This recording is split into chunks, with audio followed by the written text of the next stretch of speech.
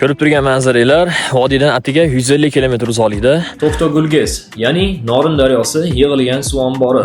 Siz azizlarga shu yerdan go'zal manzaradan 3 kunlik, 2 kunlik turlar tashkil qilib qo'yganmiz. Oilaviy, yaqinlar bilan yoki sinfdoshlar bilan kelib, mazza qilib dam olib kelsanglar bo'ladi.